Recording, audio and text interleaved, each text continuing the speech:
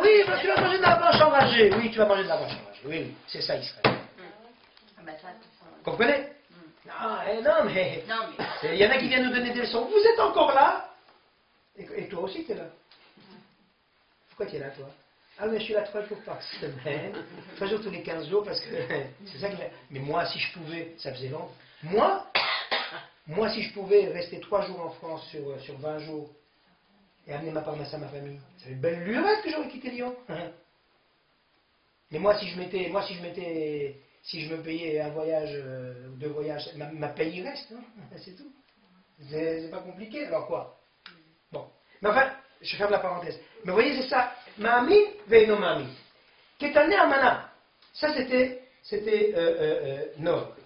Biscuit, est-ce qu'on ne peut pas aussi se dire que peut-être, comme Dieu est bienveillant, ben peut-être qu'effectivement, il va peut-être nous épargner, quoi. Je parle l'attitude de Noah. Ben, l'attitude de Noah, c'est qu'il lui a dit, ça y est. Elle peut être pour nous. Mais non, puisque justement, pendant 120 ans, tu as essayé.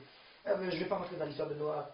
7 jours avant, Metouchelach meurt. Ils lui disent, tu as vu, Metouchelach, son grand-père, meurt. Ils lui disent, tu as vu, tu as annoncé dans 120 ans, il y aura un problème. Et nous, on t'a dit, hein, s'il y a un problème, c'est chez toi. Voilà, tu as attiré la malédiction sur toi. C'est-à-dire, alors que Metouchelach est mort pour ne pas voir le déluge. C'est comme un grand part, on se pose la question pourquoi il est parti. C'est souvent pour ne pas voir les catastrophes.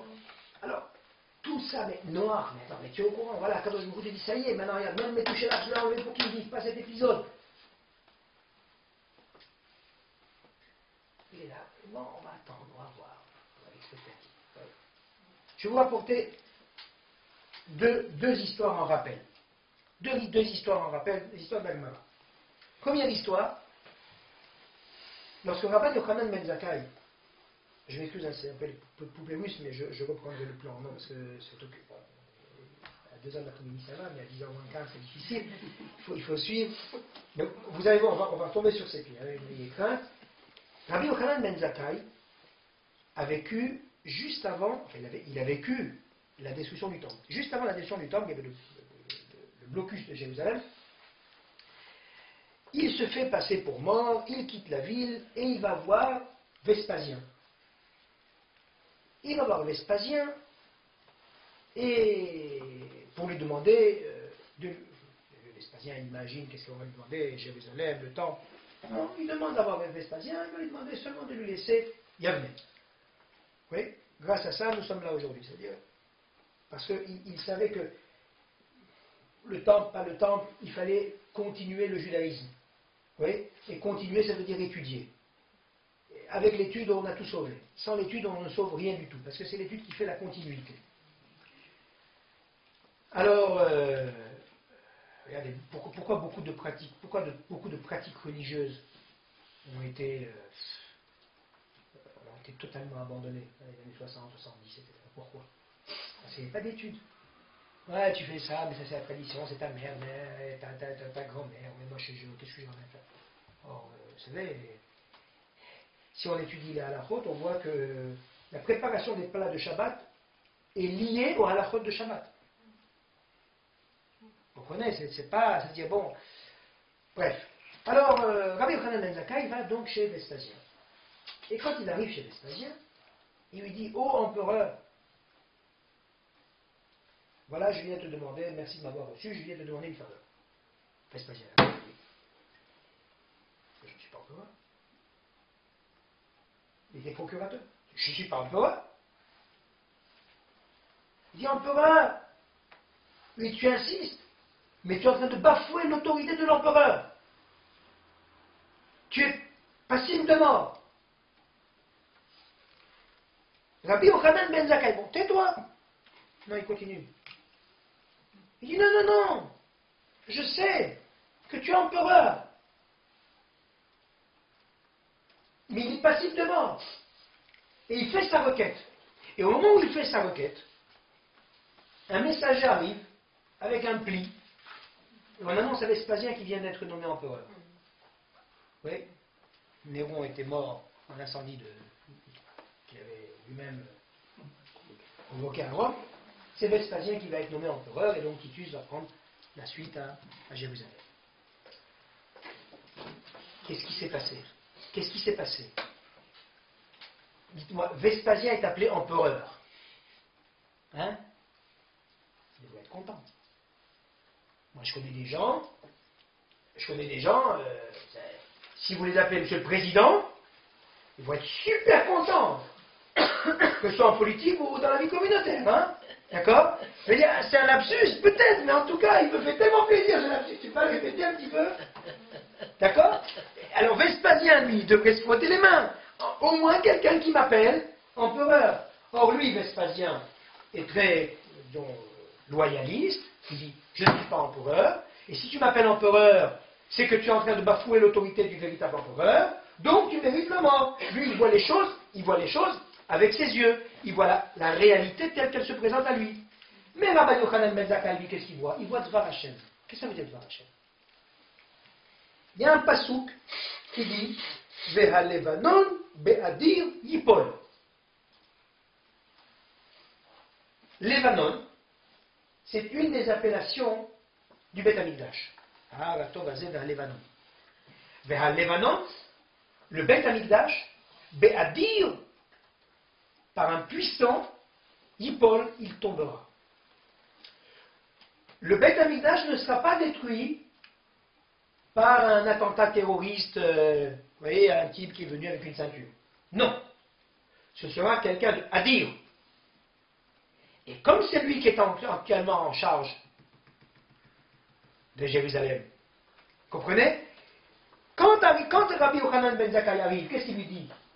Il dit, je vois, toi tu mets le siège, le blocus, tu veux absolument te rendre maître, tu essayes de rentrer. Donc, et on voit bien que les choses sont en train d'arriver. Vers Levanon, Be'adir, Yipol, monsieur l'empereur. Pour lui, il n'y a pas d'équivoque, c'est Dvar Hashem.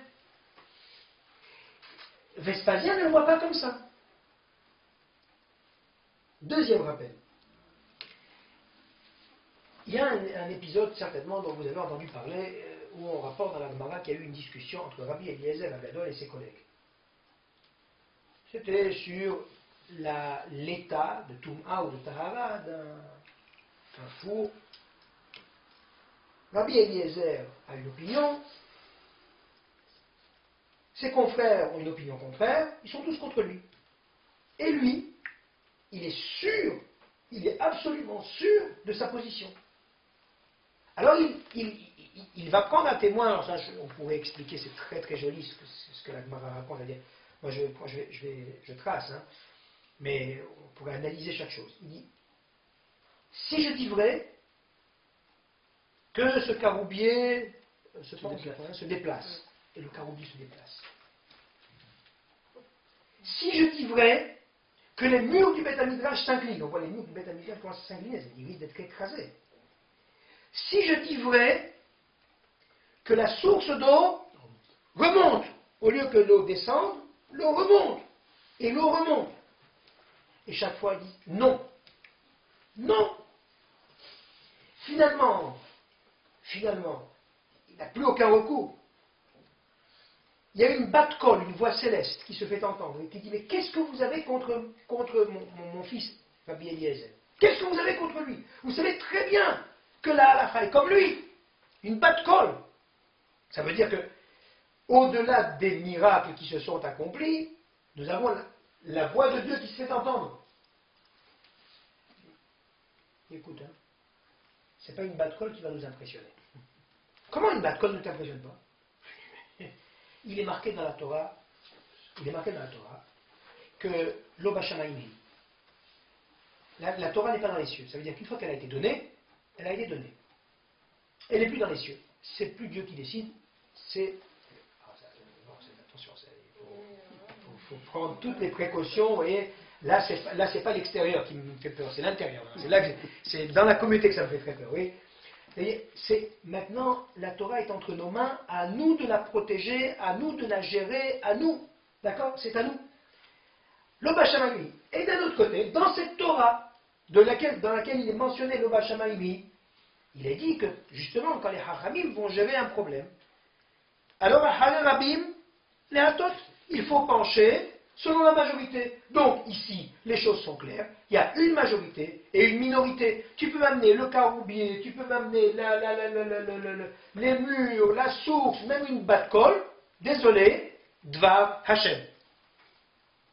On rapporte, je ne sais plus quel est le Rav, qui rencontre Eliyahu Hanavi et qui lui dit, dis-moi, toi qui es la connexion entre ciel et terre, entre le Olam Hazé et le Olam Haba, dis-moi, pendant ce litige-là, quelle était la position d'Akadosh Baruch Hu? Qu'est-ce que disait Akadosh Baruch Hu? Eliyahu Hanavi répond, Akadosh Baruch Hu sourit en disant, Nitzechuni Banai, Nitzechuni Banai, mes enfants m'ont vaincu. Mes enfants m'ont vaincu. Qu'est-ce que ça veut dire, mes enfants vaincus? On explique. Alors, je est en train de sourire. Pourquoi? Parce que précisément, il voulait voir est-ce que oui ou non, on allait mettre en application son davar. Qu'est-ce que fait Akadosh Baruch Hu? Il va mettre les gens dans des situations quelquefois troubles. Il va envoyer des signaux. Il y a des signaux, mais à côté des signaux, il y a Dvar Hashem. La Torah, c'est Dvar Hashem. Il y a un signal qui ne correspond pas au Dvar Hashem. Le Dvar Hashem a dit Loba Shamaimi. Le Dvar Hashem a dit Ahave Rabbi Minhatot. Et maintenant on voit quoi? Rabbi Eliezer qui dit que les murs du Beth Midrash bougent, les murs du Beth Midrash bougent. Alors on est, vous voyez, on est mal. Qu'est-ce qu'on va faire? La source remonte. Qu'est-ce qu'on fait? Une batte-colle parle. Qu'est-ce qu'on fait? Et il y a Dvar Hashem. Nitzechuni Banai, mes enfants m'ont vaincu, en ce sens que j'ai essayé de les troubler, j'ai essayé de les mettre dans le doute, mais ils sont restés inflexibles. C'est ça la victoire.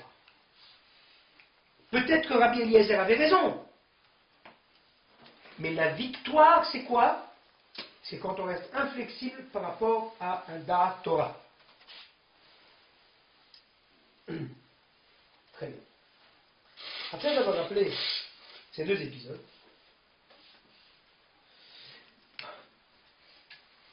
je vais vous rappeler un passouk que nous disons tous les matins, mesdames et messieurs. Le fameux avec David, là-bas il y a deux textes. Bon. Et donc, il y a un texte où on dit Ata ou Hashem Elokim, Hashem Baharta Be'Avram, Ve'otzeto Mour Kasdim, Ve'samta Shemo Avraham, Umatzata et levavo ne'eman lefanecha. Toi, tu es l'éternel Dieu, Ata ou Hashem Elokim, qui a choisi Abraham, qui l'a sorti de Ur-Kasdim, qui l'a nommé Abraham, Samta Shemo Abraham, Umatzata et levavo, et tu as trouvé son cœur ne'eman, fidèle devant toi. La qualité essentielle d'Abraham, qui fait que Akadosh Baruch Hu va aller le récupérer, il va lui changer son nom. Quand on dit changer son nom, c'est pas seulement qu'il t'appelle plus comme si tu t'appelles comme ça, c'était qu'il avait maintenant une mission à grande échelle, de Av Aram, il devient Av Hamon, ce He qui est le He de la multiplicité, de la quantité, c'est le père d'une multitude de nations. Il va avoir tout un rôle à jouer, Abraham. Par quel mérite? Matzatan et levavo ne'eman lefanecha. Alors, je vous invite à voir un texte de Shlomo Ameler, que bon, les messieurs connaissent bien presque par cœur, un texte dans Shir HaShirim. Vous savez que Shir HaShirim, ce n'est pas un texte à lire, c'est un texte à étudier. Si on lit le texte de Shir HaShirim, il y a de quoi être offusqué. Mais quand on étudie Shir HaShirim, alors là, on peut rester des années. Alors, Shir HaShirim nous dit ceci. Ahot lanu ketana, veshadaim eina. Nous avons une petite sœur qui n'est même pas mature, ça veut dire elle n'a même pas de poitrine, ça veut dire elle est vraiment une petite fille. Oui. Alors, j'explique comment le Midrash transcrit ce passage. Ahot lanu ketana. Nous avons une petite sœur, mais le mot achot, c'est le mot achat. Achat qui veut dire un. D'accord? Un. Il y en a un qui est petit. D'accord? On dit ce un là, ce personnage unique, c'est Abraham. Mana sela achotenu. Qu'est-ce qu'on va faire avec cette sœur? Qu'est-ce qu'on va faire de ce Abraham? Oui. Dernière de dire, comment le tester? Le Midrash dit, Manaaseh la'achotenu. Il a été jeté dans une fournaise. Manaaseh, il va être jeté dans une fournaise. Alors maintenant, il faut savoir. Im homahi nivne aleha tirat kasef. Veim deletri. Alors c'est loi Arez. Oui. Si,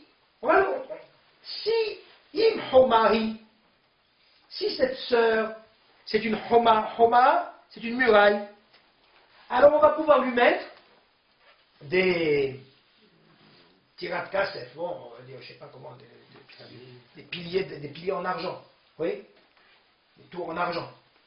Veim deletri, mais si c'est une porte, alors ce sera juste un panneau de bois. Racine, c'est du cèdre, c'est du bois. Qu'est-ce que ça signifie? Ça veut dire maintenant, voilà, nous avons un personnage. Nous avons un personnage. Achot là, nous ketana. On ne sait pas ce qu'il va devenir. On va tester.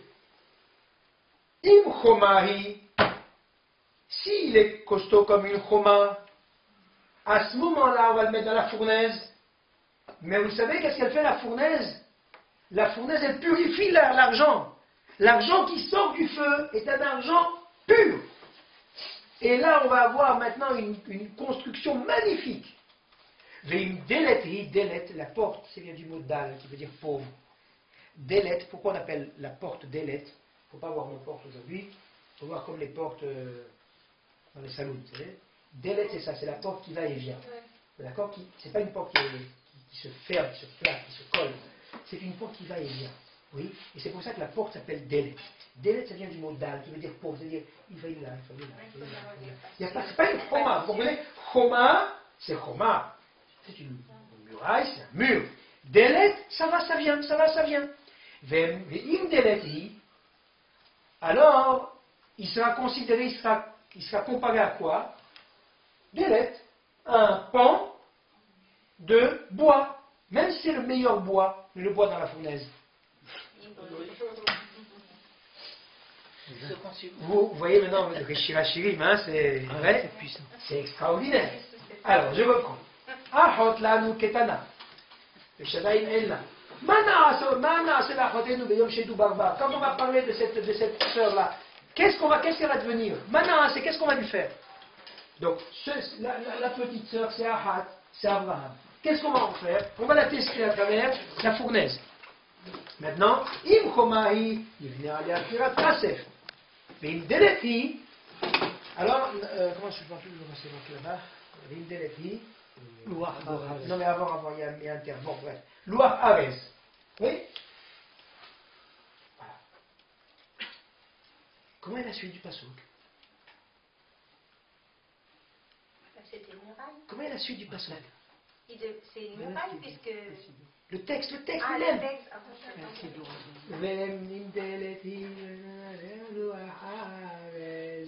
Passouk suivant. Ani Choma. Qu'est-ce qui répond? Qu'est-ce qui répond? Abraham répond. Et qu'est-ce qui répond? Ani Choma. Veshatai Kapitalot. Je suis une Choma et mes seins sont comme deux tours. La manière de dire, je suis adulte et je ne bouge pas. Ani Choma. Vous voulez me tester? Il n'y a pas d'histoire. Vous me testerez. Du coup, il va sortir Tirat Kasef. Ani Choma. Vous comprenez? C'est ça la réponse d'Abraham. C'est ça la réponse d'un Ben Abraham. C'est que toute la Torah, c'est quoi? Toute la Torah, ce sont des certitudes.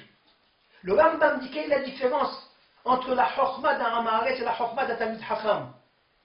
La Chokhmah d'un Amaharetz, c'est une Chokhmah qui n'est pas vadaïte, qui n'est pas certaine. Pourquoi elle n'est pas certaine? Parce qu'elle est toujours soumise à épreuve pour être à vérification. Qu'est-ce que font les scientifiques? Ils vous donnent des affirmations et vous disent le monde a tant d'années. Il y a tant d'années-lumière entre telle et telle planète. Il y a. Mais après, lisez les choses 20 ans après. Qu'est-ce qu'on vous dit? Ça a changé. Pourquoi? Parce qu'on évolue. D'accord, tu évolues. Mais donc ça veut dire que ta vadaout, ta certitude, elle est toujours soumise à vérification. Alors que quand tu as la Torah, c'est devant la chaîne. Il n'y a pas de soumise à vérification. C'est un théorème, c'est un postulat. Tu le prends comme ça, après va tester. Va tester. Vous savez, je crois avoir déjà dit ça dans le cadre même de ce cours. Oui.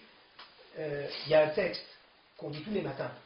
En kelokeinu, en kadonenu, en kemalkenu, en kemoshiaenu, mi kelokeinu, mi kadonenu, mi kemalkenu, donne l'elokeinu, baruch elokeinu.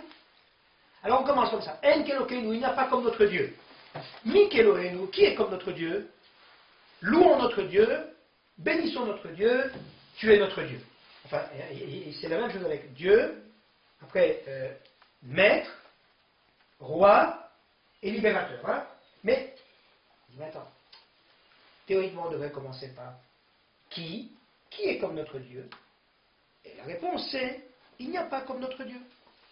Mi kelokeinu, réponse, en kelokeinu. On dit non, le texte ne parle pas comme ça.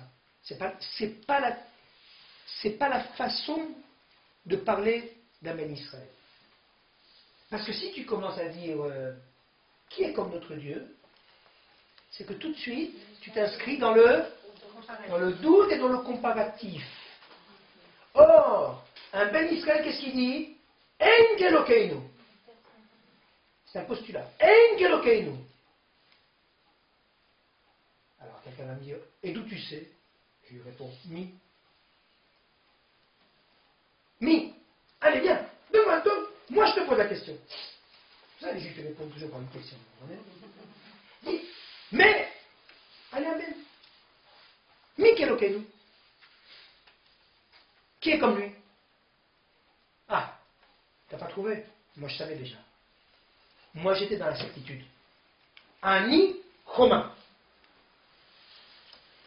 Il est dit, quand Israël tout Israël a droit à une part du monde futur. Après la Mishnah continue. Et voici ceux qui n'ont pas droit au monde futur. Et parmi ceux qui n'ont pas droit au monde futur, il est écrit celui qui ne croit pas que Triatametim est min Torah. Que la résurrection est annoncée dans la Torah. Alors, les Mfarshim disent attention, regardez bien ce qui est écrit. Il n'est pas écrit celui qui ne croit pas à Triatametim, celui qui ne croit pas à la résurrection.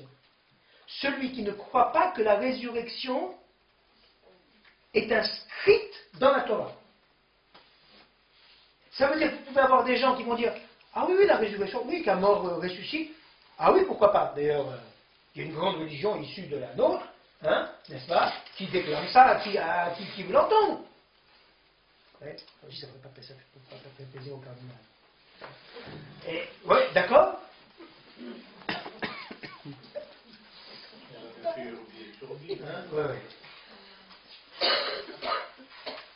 Vous voyez? Ah mais la résurrection, j'y crois. Non, moi je te parle Triatametim min ha-Torah. C'est cette certitude qui est mentionnée dans la Torah. C'est pas parce que tu es un scientifique, parce que quelqu'un est revenu de loin, parce que il a eu un arrêt cardiaque. Triatametim min ha-Torah.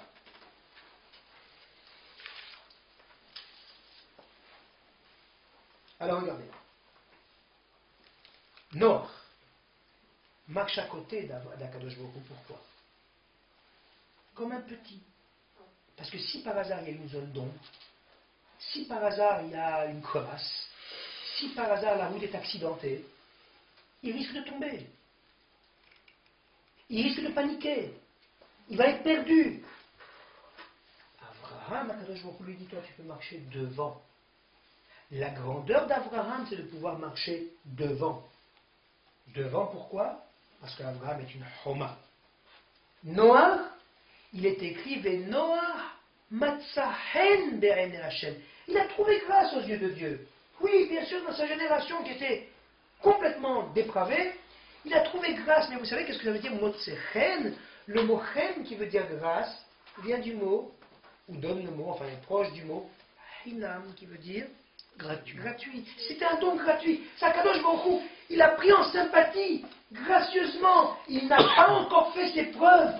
Sa reine, vous comprenez? Il a été sauvé de quoi? Il a été sauvé de quoi? Du maboul. Qu'est-ce que c'est maboul? Maboul, c'est bilboul, je suis dans le flou, je ne sais plus où j'en suis. Mélangé. Je suis tout est brouillé. Alors je vous dis, bon, celui-là, je vais le sauver, je vais l'extirper parce que matzachem. Alors, maintenant, je ne sais pas si vous avez vu le plan, parce qu'on va apporter la réponse. Je reprends le plan en quelques secondes et on va apporter la réponse. On a dit, nous sommes... Ah, merci.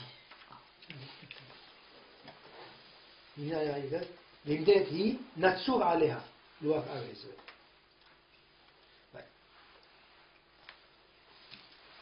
Alors, donc on a commencé comme ça, en disant, voilà, les fêtes sont passées, et nous considérons tous comme des Bénonim, ni comme des Kshaïm, ni comme des Tzadikim, Bénonim.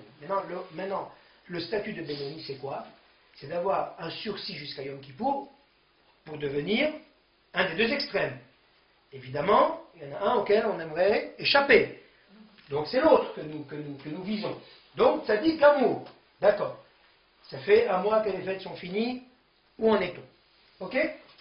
On a rapporté le maassé du chassid. Vous vous rappelez? Le chassid qui est allé chercher de l'argent, et qui est complètement ivre. Il a eu son argent, mais complètement ivre. Le jour de Kippour, il est rentré, pour lui c'était Simchat Torah, et le Tzemach Tzedek qui dit, laissez-le. On a laissé ça dans un sac au frigo pour l'instant. On ne sait pas à quoi ça va nous servir. Puis, nous avons parlé de Rivka. Vaïdrotsetsu Abanim Bekirba. Et comme elle avait des douleurs épouvantables, elle a lancé Imken, Lamazé Anochi. Pourquoi moi? On a donné un certain nombre de pshatim, et puis on a dit à partir de là, on va voir peut-être une autre piste. Et à partir de là, on a parlé d'Abraham qui a envoyé Eliezer pour chercher une femme. Il veut absolument une femme de Ur-Kasdim. On a dit, mais attends, mais qu'est-ce qu'ils ont de mieux? Ah, ils ont des midot. Il y a des midot, et puis en Canaan, il y en a aussi. On a parlé des midot et des dérotes. On a développé en parlant de Noach et Abraham, d'accord? La différence entre Noach et Abraham, marcher à côté ou devant. On a continué en disant que Noach, finalement, il était mécatané à Manar, puisqu'il a attendu le déluge pour rentrer. Oui. Alors que, ça veut dire que lui se pose une question, Ma'amin, Beno Ma'amin, alors que, par exemple, Rabbi Yochanan Ben Zakkai, il sait, il y a un passouk, donc il va dire, il ne risque pas sa vie, il sait très bien. Quoi, il sait très bien, il était prophète, il savait qu'on allait amener une missile. Il dit, de toute façon, je sais, il est empereur. Il va, il lui dit, monsieur l'empereur. Oui. Ou les collègues de Rabbi Eliezer qui disent Lo Bashamaïmi, ça veut dire que quand on a la Torah, on a des certitudes. Et ces certitudes-là, on va justement essayer de les chercher chez Abraham. Abraham a été choisi par Akadosh Baruch Hu parce qu'il a vu Levavo Ne'eman. Il y avait une Ne'emanout. Ne'eman, qui veut dire la fidélité, qui donne le mot Amen et qui donne le mot Emouna. D'accord? Alors que Noach est Miketane Emuna, Ma'amin, Ve'eno Ma'amin, Abraham c'est Ne'eman. Ne'eman Lefanecha. Et on a bien explicité ce propos à travers Shirachim. Oui, on a dit, on a posé la question, Manaase, on va voir de quel matériau il est fait, Imchomahi ou bien Deletri. Et Abraham répond, moi je suis Choma. Bon. Arrivé là, nous allons maintenant reprendre tout ce que nous avons dit pour arriver à une conclusion. Canaan, Abraham arrive en Canaan, ils sont très contents, ils l'accueillent, ils le laissent construire son misbéah, ils lui disent Nafsi Elohim Atabetochenu. C'est-à-dire qu'en Canaan, Abraham va avoir ce que l'on pourrait appeler un fan club. Tout le monde est très content d'Abraham. Il va même sauver le roi de Sdom, il va sauver son neveu, des choses extraordinaires. Abraham est très bien vu. Oui. Baruch Eloké, Baruch Hashem Eloké Abraham. Mais Dieu, c'est extraordinaire, Abraham. D'accord. Mais dites-moi, qu'est-ce qui reste de ce fan club? Quand on regarde l'histoire de Canaan, qu'est-ce qu'il en reste? Pas grand-chose. Ça veut dire, ils sont à l'écoute, ils sont impressionnés, ils sont béats d'admiration, Mais en réalité, parce qu'Abraham avait une forte personnalité. Vous leur mettez un autre avec une forte personnalité, ils vont suivre celui-là. C'est-à-dire que Canaan, c'est quoi? Canaan, c'est Délet. Vous voyez? Canaan, c'est Délet. Eux, ils vivaient comme des moins que rien. Abraham arrive, oh, c'est extraordinaire. Abraham meurt, Yitzhak prend la relève, oh, dégage d'ici, sort d'ici, on te prend des puits. Qu'est-ce que tu fais du message, Abraham? Délet. Ça va, ça vient, ça va, ça vient. Alors que Ur-Kasdim, eux, ils ont dit, nous, les idées d'Abraham avec son monothéisme, on n'en veut pas. Il va leur prouver, il va leur machin, on n'en veut pas. Refus formel. Ça s'appelle quoi, ça? Choma. Je ne transige pas. Tu peux venir avec toutes les idées, l'histoire, vous comprenez l'histoire des idoles. Ils sont là en train de se prosterner à des idoles, ils sont là en train d'apporter à manger aux idoles, ils sont là en train de... Qu'est-ce qu'on apporte à manger aux idoles? Mais après, qu'est-ce qu'il fait le père d'Abraham? Il va jeter toutes les trucs, il va mettre à la poubelle. Cette dame qui a amené à manger, on va mettre à la poubelle. Qu'est-ce qu'il dit Abraham à son père? Ah mais elles se sont disputées pour manger, la plus grande, elle a pris le marteau, elle a frappé, elle a tout mangé. Le père lui dit, mais ça va pas la tête. Une idole, elle ne mange pas. Mais papa, une idole ne mange pas. Tu es en train de dire une idole ne mange pas, tu es en train de mettre tout ce qu'on amène à la poubelle. Donc tu vois bien que c'est inconsistant ce que nous disons. Je t'ai amené une preuve. Je veux pas de ta preuve. Je vends des idoles. Tu m'as cassé mes idoles, tu mérites d'être traîné en justice. Choma. Choma dans le mauvais sens. Mais Choma quand même. Et d'ailleurs, dans cette histoire de Choma, tout le monde était Choma. Sauf un. Sauf un. C'était qui? Un des frères d'Abraham. Parce qu'Abraham était Choma. Tous les autres étaient Choma de l'autre côté. C'est pour ça qu'on l'appelle un Ivri. Ivri, c'est quoi? C'est celui qui est de l'autre côté, mais Ever. Tout le monde est sur une rive, sur une berge, et lui, il est sur une autre berge. Il a traversé le pont. Un contre tous. Il y en a eu un des frères d'Abraham, parce qu'Abraham avait deux frères. Nahor, lui, il était du côté de papa, du côté de Terah, du côté de Nimrod, il n'y a pas de problème. Il y avait Abraham. Il y en avait un qui était entre les deux. C'était le papa de l'autre. Il s'appelle Haran. Lui, il était comme ça. Moi, je veux voir qui gagne. Si c'est Abraham qui gagne, alors j'opte pour Abraham. Et si c'est Nimrod qui gagne, alors j'opte pour Nimrod. Alors on dit comme ça. On dit que, et c'est un aspect que moi-même je ne connaissais pas, j'ai découvert. On dit que lui, donc, quand Abraham a été condamné, il a été jeté dans la fournaise, il s'en est sorti. Bon, pour lui, c'était une séance, qu'est-ce qu'on appelait ça, une séance d'UV. Il est sorti, très bien, tout s'est bien passé, bon, Hachem, voilà. Alors Haran dit, ah, Abraham a gagné, donc je suis Abraham. Alors on dit, lui on l'a fait subir le même, tu suis Abraham dans la fournaise, il est mort dans la fournaise. En vérité, le Midrash, j'ai appris aujourd'hui que le Midrash dit que Haran, c'est un Esh